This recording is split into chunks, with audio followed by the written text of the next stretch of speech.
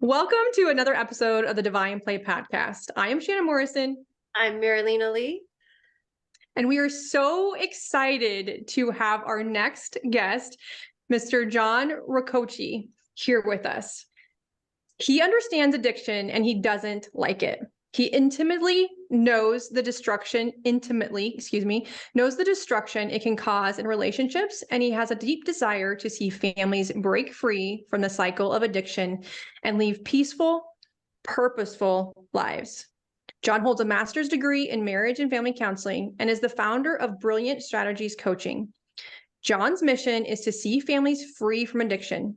He coaches loved ones of addicts to break free from the addictive cycle, offers meaningful help to their addicted loved ones, and lives a life they love. Live a life they love? I probably messed that up. It is okay. We are here for all of this conversation. Jon, thank you so much for being here on our podcast. Thank you, ladies. What a pleasure it is to be here with both of you. It's one of my favorite things to talk about is addiction and recovery. I get it. I've been in this world for a long time, and I really look forward to diving in and seeing where this conversation goes. Thank you. Absolutely. Absolutely. So besides your bio, I call you Coach Jon. It'll probably come up in our conversation. So I'll try to say Jon. But besides your bio, what we read today, tell us a little bit about you, the human you are. So I am married, just celebrated 7 years with my beautiful wife, Shannon. And we have Edward is our mutt. He's our boy. So we live in Alberta in Canada, where I own an occupational health company, and I've had that for a number of years, 14 years. And I'll just tell a quick story about how that started, because that's usually the question that I get when you've got a master's in counseling. How do you go from that to starting and having an occupational health company for 14 years now? So I worked in addiction treatment and in an inpatient addiction treatment center for many years. And I was a manager there, and oil companies would phone us and say, "You guys do drug and alcohol rehab. Do y'all do drug testing?" And I said no enough times that I went and talked to our director and said, "Clearly there's a market here." And so I got us doing testing for a bit at the treatment center, and then that evolved into the center getting away from it, and I started that. So we do safety-sensitive testing, medical testing for safety-sensitive companies like oil and gas and trucking. So that's a big part of my life, managing that business. And I am a family recovery coach, and this is as well. So Brilliant Strategies Coaching is perhaps the job that I really enjoy the most, because this is where I find that I get to make some of the biggest impact, because I know what addiction does to families, and I know it doesn't just anybody who gets addiction knows it doesn't just impact the addict. It can't help but impact everybody around them. Anybody who they're living with, their parents, their friends. So that's who I get to work with, is loved ones, is everybody around them, to figure out how do we help this person get sober, even when they don't want to get sober. It's really difficult work, and it's really rewarding work. So for fun, I'm just planning a trip with about 10 guys. Our annual guys trip is coming up, where we're going to go for a few days away to a cabin. It's going to involve skidooing and sledding and hiking and skating and all the things. So I like adventure. I like being outside. So that is amazing. It's amazing. Oh my gosh. I love that you have this group of humans. I know that you do this annually, and I think it's absolutely phenomenal that you continue to make it happen and plan it and just do the thing. Because I constantly like, we get to do this, we get to create this, and it doesn't get created. And so I love that you do that, and you take the time and you plan it and make it happen. I worked in mental health and addiction clinic. And so my job was to get the human to the treatment center. My job was to do that for mental health and addiction. And I know that for substance abuse, whether it is whatever substance you choose, It is a choice. Like mental health, I could take them and they had to, you had to go. It was not really a choice. But for drug and alcohol counseling, it's like if they don't want to go, they don't have to go. And I think that's harder for families, right? To get the help for their family member, their loved one. So kudos to this work that you do with the families, because they are left to be like, what do we do? How do we help our human, right? Absolutely. Because you're right, we can't force somebody to make a choice. We can't make a choice for somebody else. Sometimes we can look at somebody else's life and say, your life is a mess, it's falling apart, you're ruining yourself, you're ruining your kids, your spouse, you're putting your jobs on the line. There can be so many things that can be falling apart all around them. And from the outside, we can look at them and say, it would be pretty obvious what the solution here is. You can just stop drinking or using or participating, whatever your addictive behavior is. But if only it was that simple. And that's a big part of what I get to do with family is, give them a glimpse of it's not that simple. For loved ones, for some people, for some of us who've lived addiction, we get it. It's not just, well, just stop drinking. Well, if it was that simple, they would have done it a long time ago.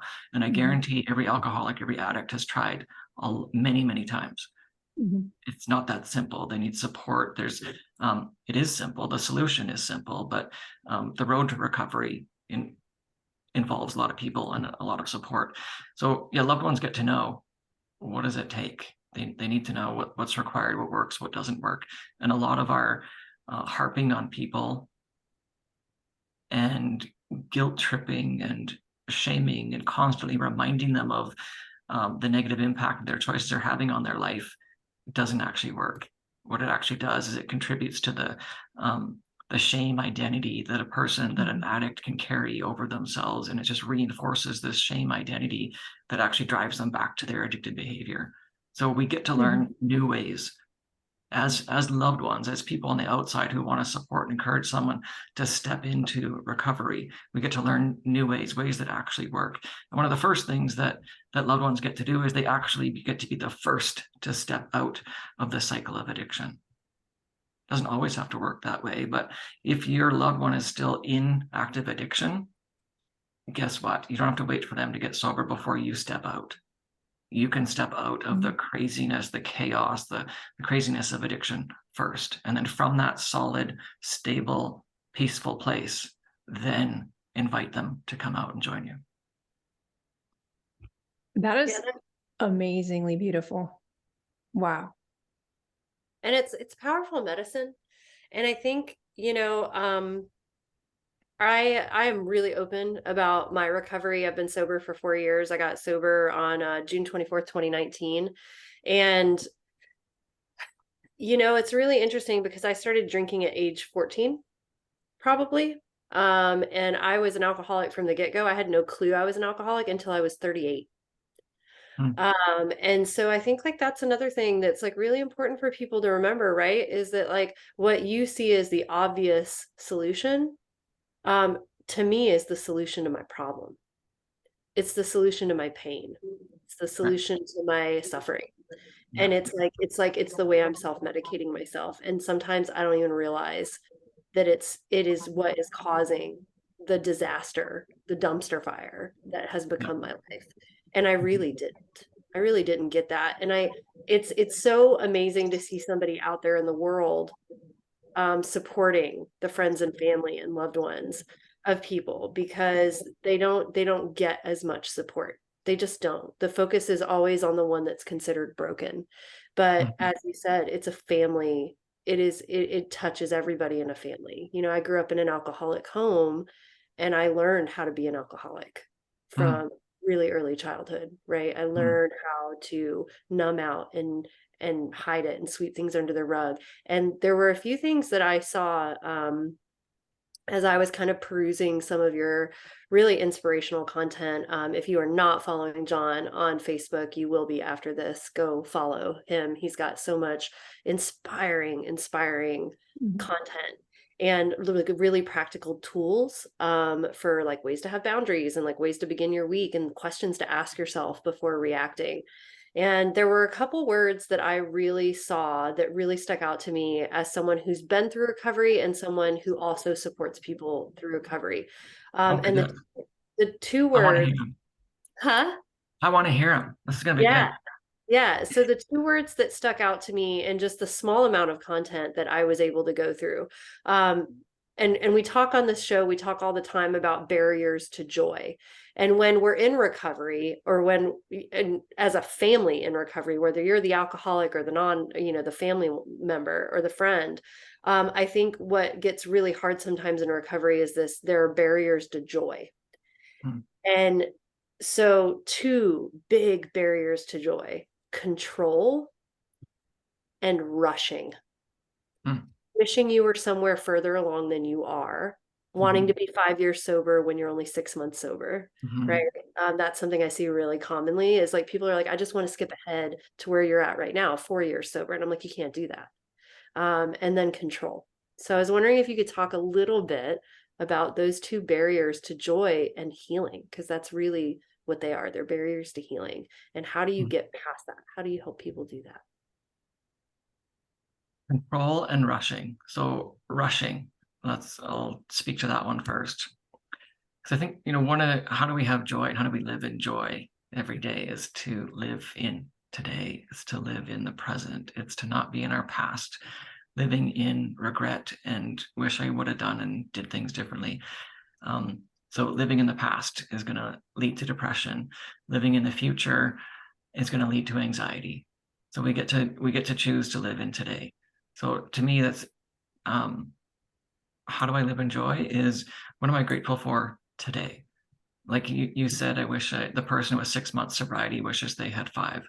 The family member whose loved one has not yet gone into treatment or sought help, comparing themselves to the mother or father whose son is in treatment and they just completed 60 days and they're all happy and life's better. And as long as we live in comparison, I mean, comparison is going to rob us of our joy 100%. So yeah, the antidote to rushing is gratitude. And what do I have to be grateful for today? Maybe, and for the addict, maybe it's, I just didn't drink today. For the loved one, maybe that looks like I didn't lose my temper today. When they came home drunk last night and they said they were going to be home at 10 and they stumbled in at 2 o'clock and I don't know where they were and who they were with. And they woke me and the kids up in the middle of the night. I didn't say anything.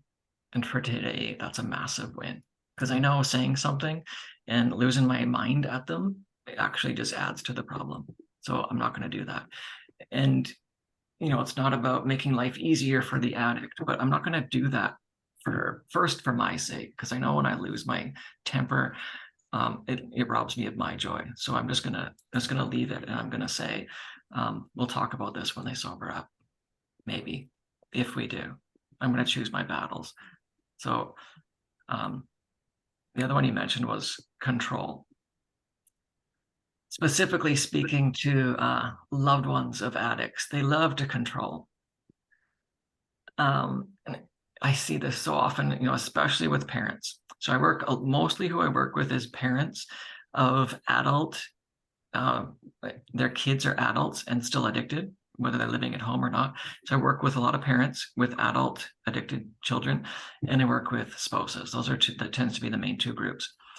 And they love to control because what they're seeing is somebody else's life kind of falling apart and a dumpster fire, to use your term. Love it.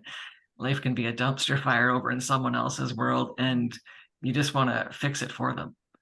And one of the things we know in recovery is that when it comes to addiction, this is straight from Al-Anon. Anybody who's familiar with Al-Anon, they know the 3 C's. I didn't cause it, can't cure it, and I can't control it. And I think Dr. Phil's famous question really comes to mind for me is, how's that working for you? I love to ask family members who are wanting to control and fix and save and do life for their loved one. That's a great question. How's that working for you? Well, it's been a year now. Is there any change? If not, it's time for a new tactic. We cannot control anyone else. It's a big thief of joy for sure. So realizing I can't control anyone, it's hard enough trying to control myself and my own desires and my own whims. So that's who we get to focus on. I get to focus on controlling myself, and that's it. That's a big one. That's huge. Mm-hmm. That's big, because control, as a double winner, somebody who was an addict and also grew up in an alcoholic home and was married to alcoholics and all the things. Boy, control is my favorite vice. Like, I always tell people, like, we're all control freaks. Like, we're all major control freaks. And letting go of control is like, you can pry it from my cold, dead hands, but it doesn't make me happy. Control. Yeah, sorry. No, control just doesn't, it doesn't make me happy. It doesn't bring me peace, right? It like it doesn't give me anything. Control is, it takes from me. Control is a thief.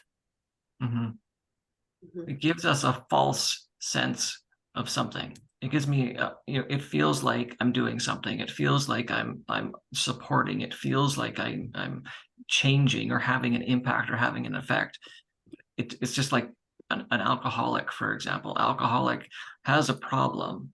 Booze becomes a solution to the problem, but it doesn't actually fix it. For momentarily, for minutes, it fixes because I escape and I forget and I'm not feeling and I'm numb. And so momentarily it's an escape, but long term, it actually makes things worse. And I think control is the same way.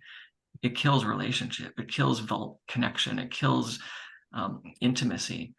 Because the message that it sends is, if I'm trying to control you and you feel like I'm controlling you and allowing you to be your own person, it's really insulting. It's really one of the biggest insults, because it's essentially selling you, you're not capable of running your life and leading your life, so I'm just going to do it for you. It's one of the most insulting things that we can do. And it's entirely selfish. It's entirely self-serving, because it's hard for, what control for me is about is, it's hard for me to watch you do what you do. I don't like those choices you're making, and what you're doing. So I don't like it. I'm uncomfortable with it. So I'm going to step in and change you so that I feel better, so that I have a different experience. It's 100% self-serving. And for loved ones of addicts, it's so crucial for them to realize this, that this is enabling, this is insulting, this pushes your loved one away. When you say, because most of them come to me and say, Jon, help me get my loved one sober. I want to help them get sober. And part of my job as a coach is to reflect back and, show them their blind spots and show them how they're showing up. And one of the big ways that they do that is a lot of the things that they're doing to try to help them, their loved one, get sober and make different choices, is actually repelling them and pushing them away.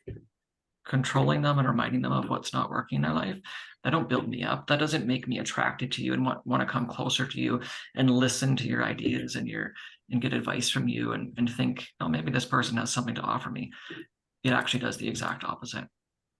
It's so true. I feel like this is not even just for families in recovery or people in recovery. Like, this is like, everybody listen, like, everybody please take note, right? Like, this is not just recovery magic. This is relationship magic right here. For sure. And I feel like so much of the work that I do in recovery is, this applies to everyone. It does. Yeah. When you were speaking to that, Jon, I'm sorry if I'm interrupting you. When you were speaking to that, like, I feel like you were feeling it. Like, it was almost like you were there in an instance. So this has been your experience, and now you are sharing, right? Could you allude to that a little bit? Like, because I felt the pain in, I don't know, there was just so much pain in your words. Like, seriously, it creates shame. What you're saying, it creates shame. And I was going back to my own childhood, and I was just like thinking about all these things, and I'm like, yeah, it makes you feel like shit. It makes you feel less than. It makes you feel more shame. It makes you like, well, F it, because like, I'm either doomed or I'm damned, and it doesn't make a difference, right?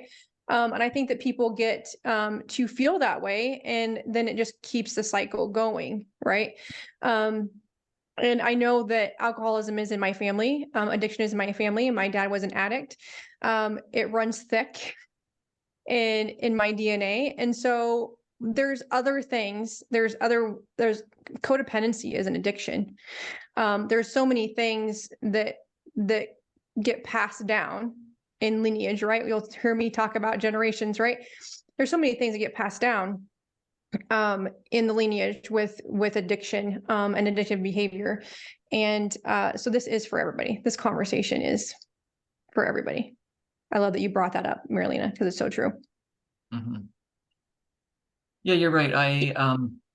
Yeah, it's for everybody. And like you mentioned, I feel it and I get it because I know it and I've lived it.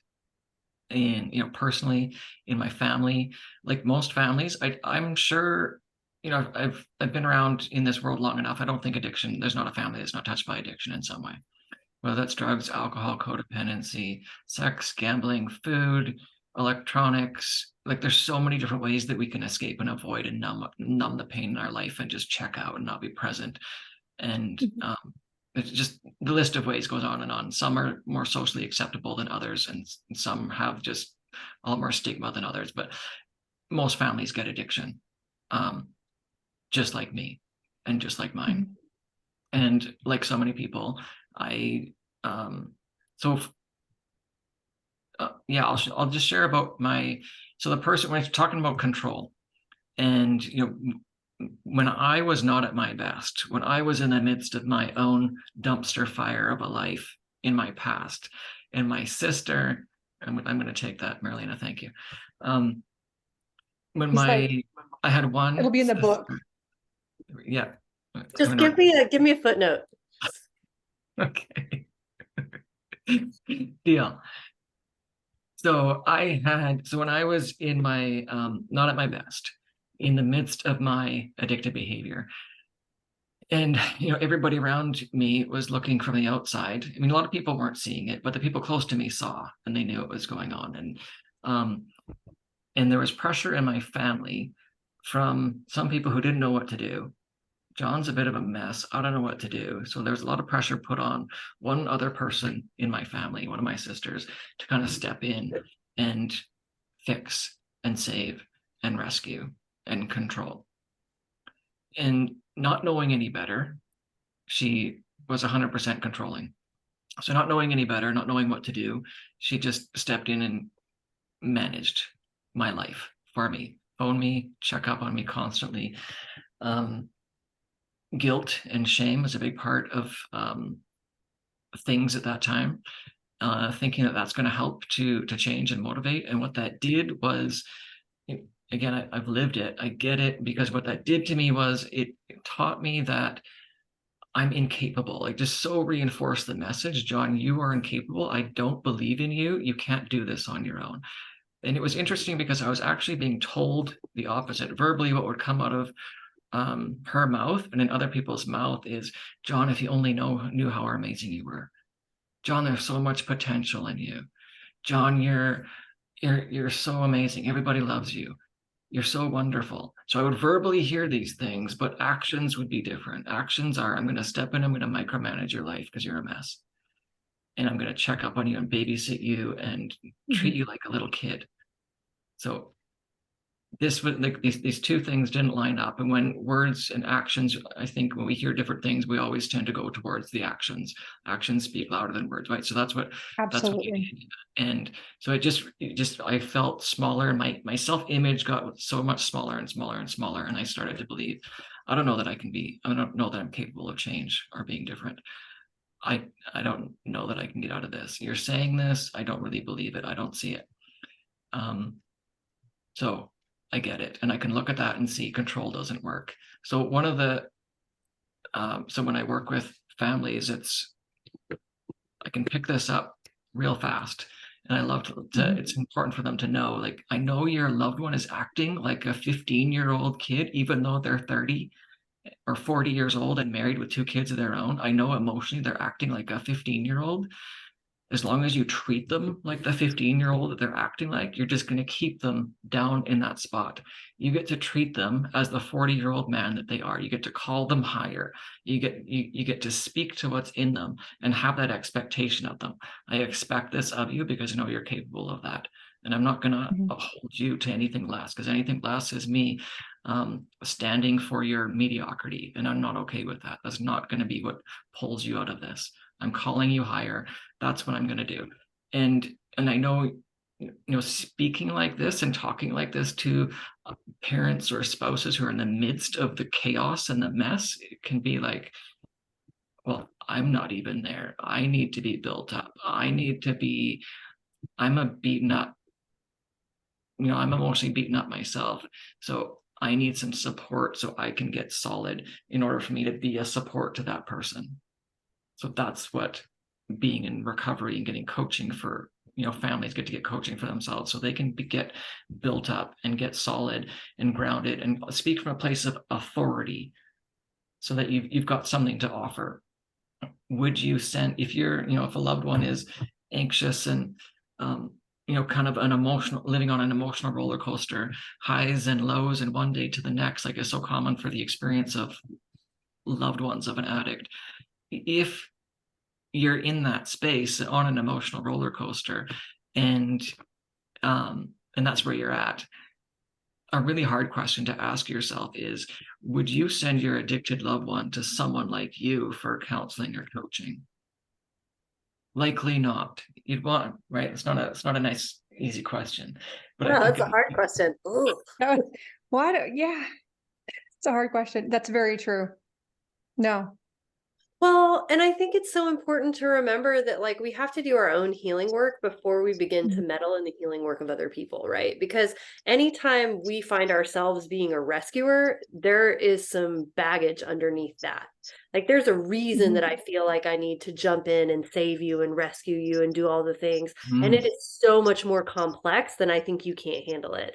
Like it is usually, I know for me in my own journey, right? Like anytime I'm trying to rescue somebody else, it's because I think that's how I'm going to get love, or it's where my worth comes from, or like, I need to be needed or whatever. And that makes a victim out of the other person.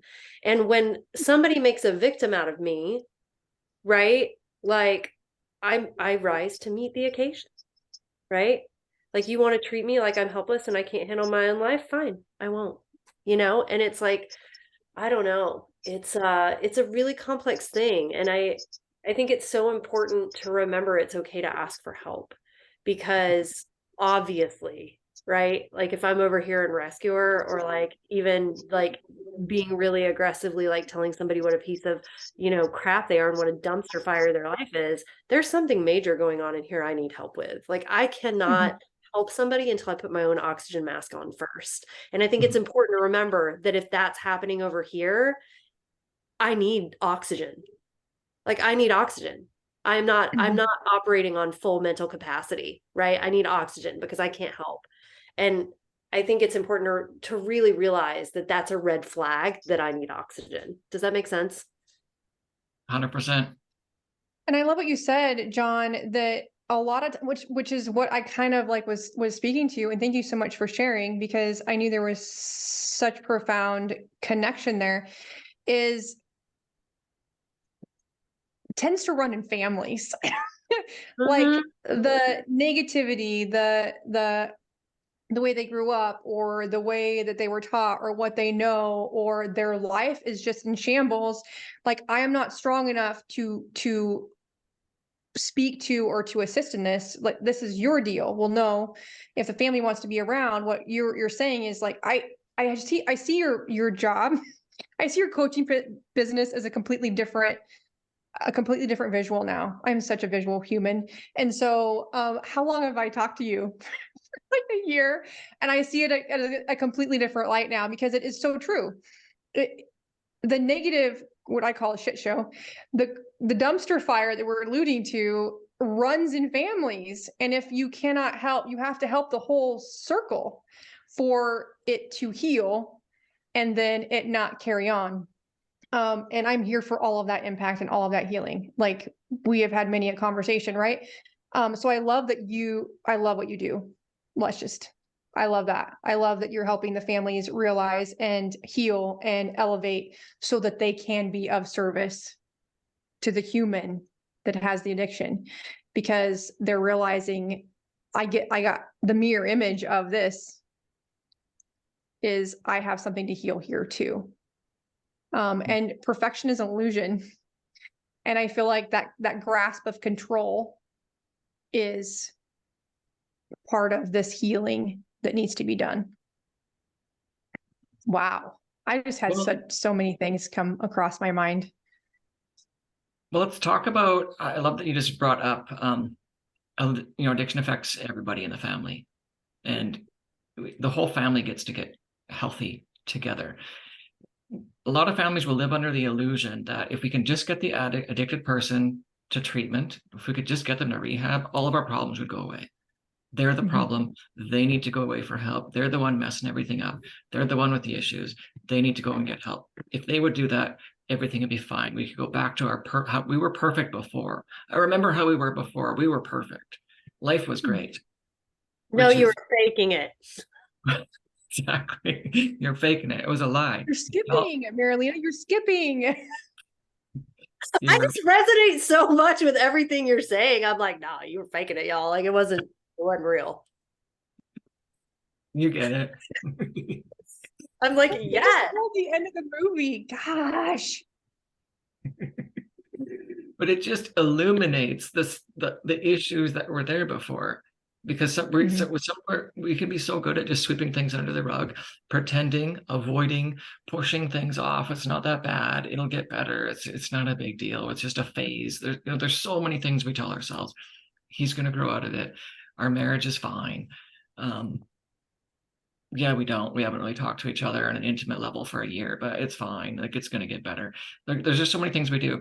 So this idea that if they would just go and get help, everything would be better is absolute BS. So we get to just, loved ones get to get that right out of the gates. Addiction is a family issue. It's not just one person that gets sick. Everybody gets sick. If you grew up with, addiction in your family, kids instinctively pick up on, oh, dad's having a bad day. Dad's stressed out. Dad's angry. What does dad do? Oh, he goes and he gets a beer, right? Like, that's the solution. Nobody's telling him drink beer to deal with anger. We just pick that up. When mom and dad fight, and if kids are growing up in a family where there's trauma and verbal abuse, mom and dad fight, someone yells, what do?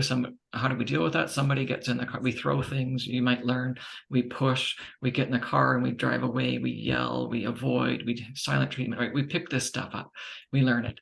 So it's not enough just for one person to go and get help. Everybody gets to get help, because I guarantee if you get an addict goes to treatment for a month or 2 or 3 months and they go back to that family, chances are statistically it's only a matter of time before they're back using again. If they're the only one that does any work of recovery, statistically it's only a matter of time. So when we would have people in inpatient addiction treatment, at the end, as we're nearing the end of treatment and we're coming with, creating an aftercare plan for them, you're going to leave here at some point and this gets to continue. So we're coming up with a plan. A big part of it is tell us about your family. Where are you going to stay? Please do whatever you can to get your family to come to the family program. I started a 4-day intensive family program while I was in that treatment center, which was crazy powerful. Absolutely. Please do everything you can to get them to come. Are they going to Al-Anon? Are they getting some support? The more that the family does, the better that the addicted person is going to be set up for long-term success. If they don't, it's unfortunately a matter of time. Oh my gosh. That's powerful.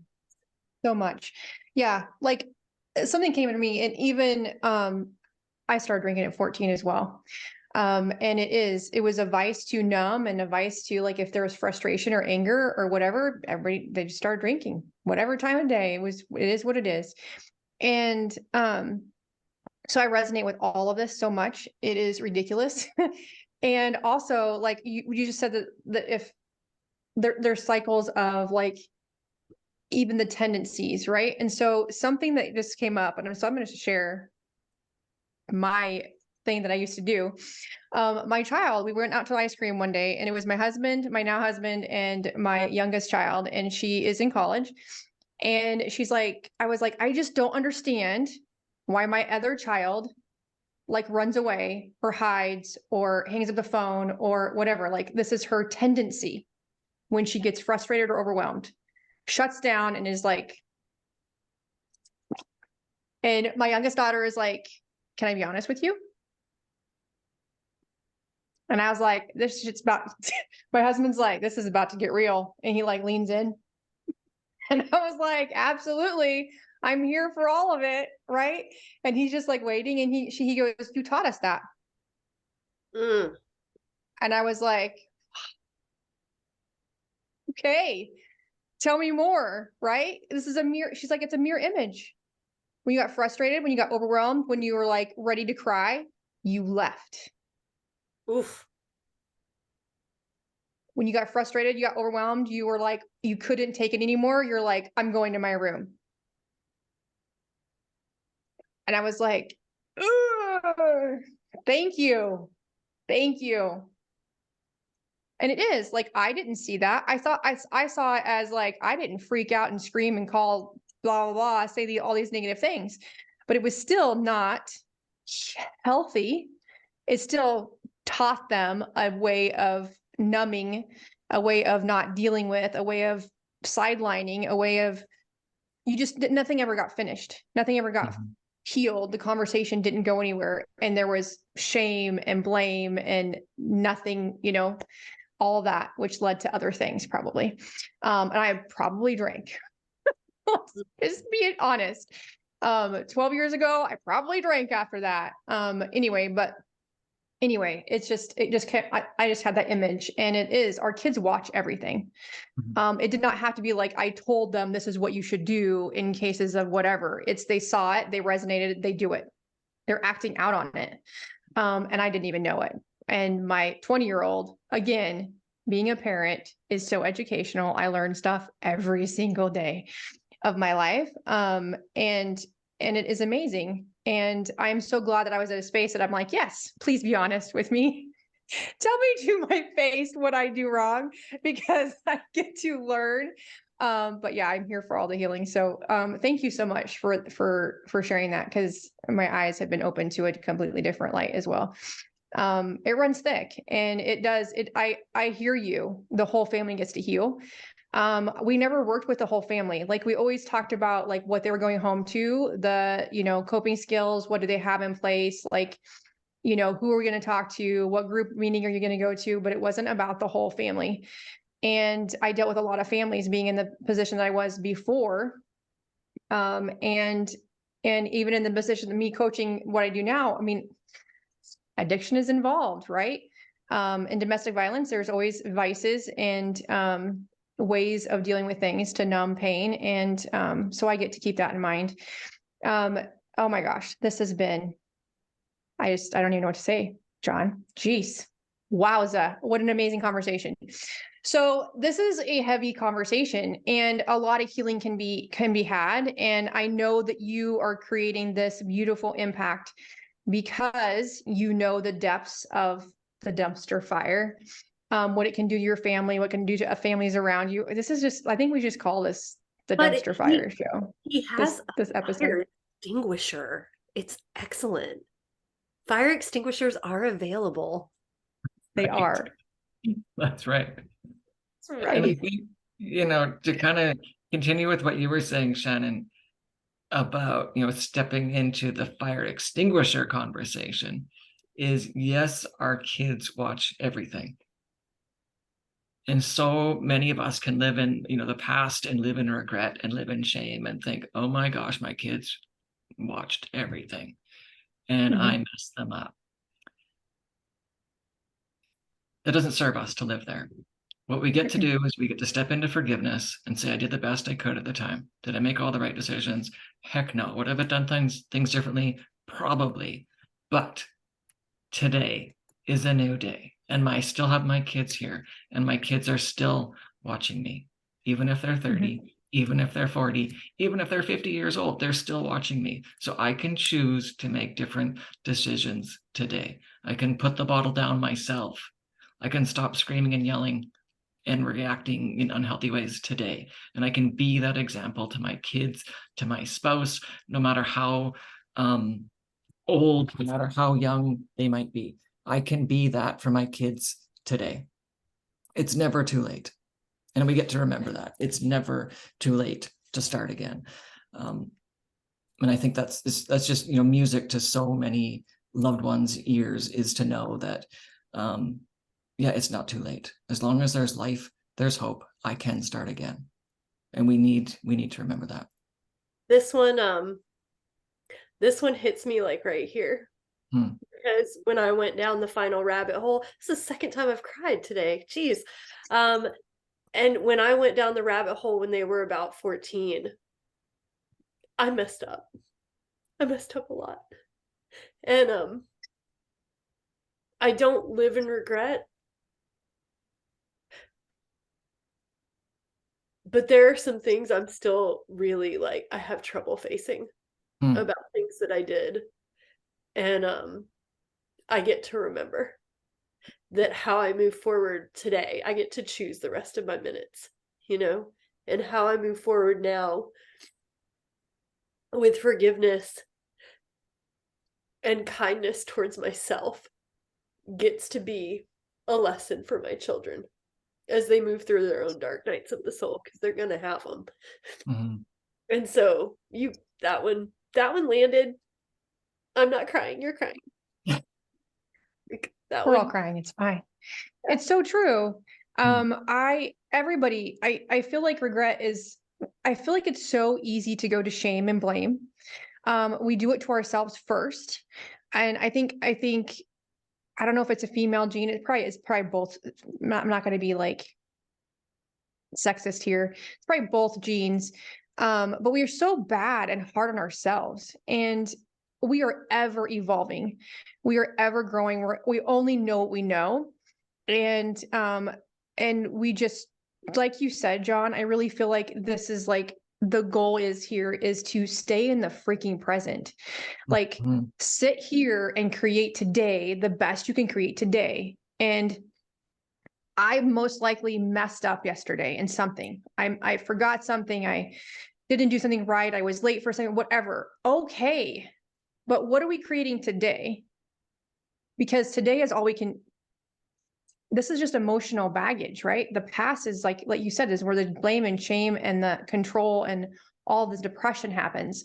Anxiety is looking to the future and being like, but I should be freaking 10. Yeah, okay. We should be so much further ahead. But my thing is, like I always say, and I brought up another episode, I brought up Tony Robbins and Neil Graziosi. Like they say all the time, when was the best time to plant a tree? 10 years ago. When is the next best time to plant a tree? Today, right? And so it is so easy to blame ourselves for what we didn't do right, or to blame ourselves for staying too long, or for blaming ourselves for that last night that we got freaking annihilated and made an ass out of ourselves in front of our kids, because I remember that day. And what we get to do is sit in, but what are we creating right now? Even though, what do we know now that we can create and that we can do, and what is the impact that we're going to have on our kids now?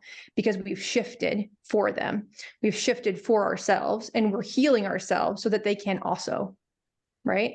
And we're saying the hard things out loud so that we're healing our family, and so that others can say things out loud that suck and that are hard so they can heal their families too.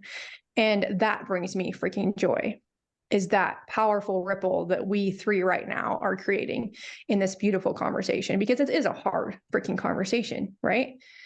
Hard stuff happens, and it's what we do with it and the joy that we create every single day for ourselves that gets us out of the muck, that gets us out of that hellhole, the dumpster fire, whatever. Find our fire extinguisher, our coach Jon, to help heal our family. Right. So that everybody has a fire extinguisher, because friends, life hits us sideways, and things are constantly going to come up, and the days are going to be hard. And it's what you do with that hard. You take your fire extinguisher or you don't, is what is going to create your tomorrow. That's what I hear you saying. Love it. And I think, in those moments when we find ourselves living in the past and being, holding on to, I can't believe I did this or said that, or I was that way. And we've all got those moments. So what do we do in those moments? How do we move through them? How do we move into the present?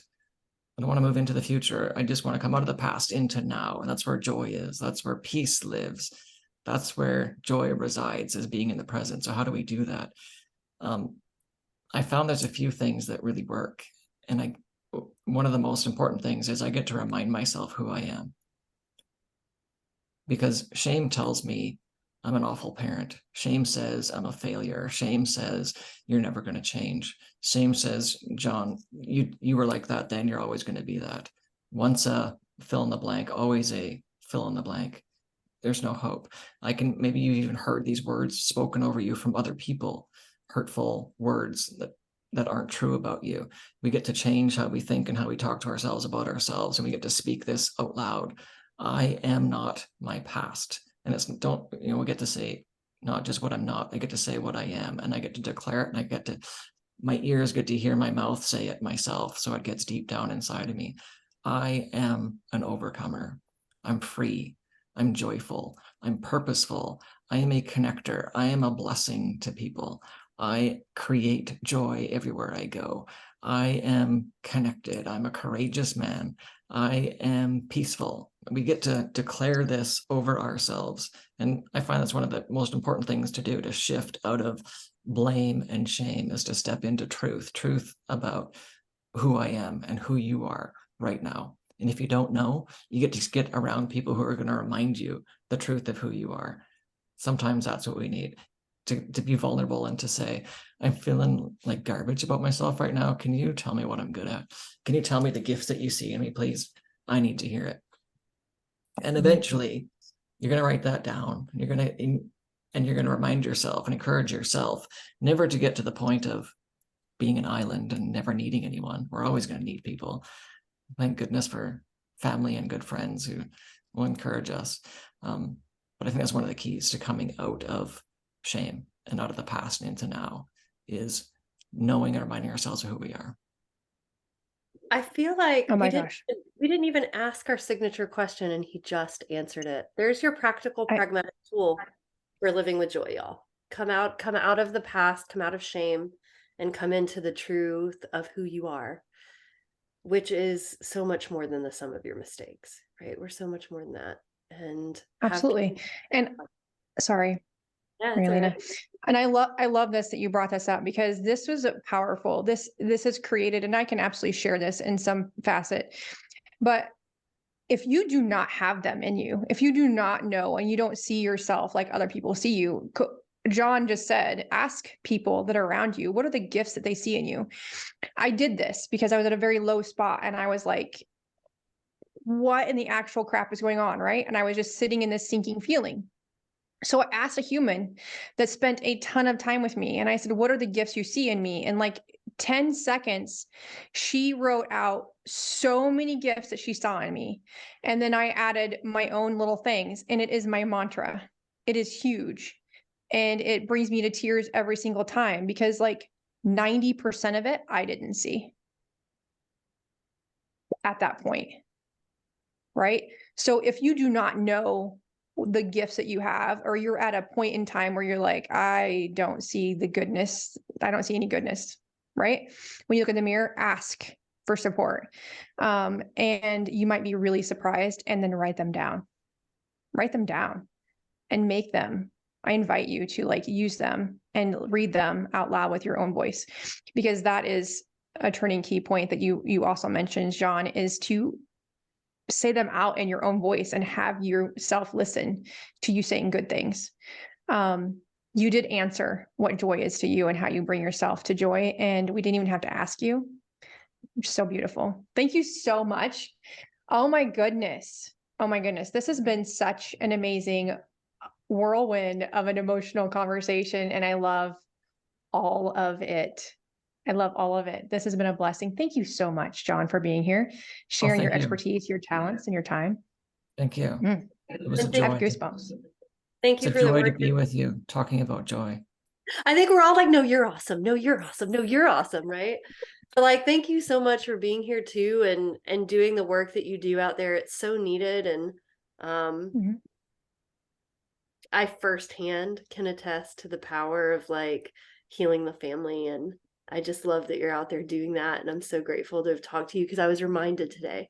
Mm. I was reminded today of the power of my own recovery. So thanks for coming. Oh, you're so welcome. You're so welcome. Where can people find you if they're interested in working with you or learning more about the work you're doing in the world?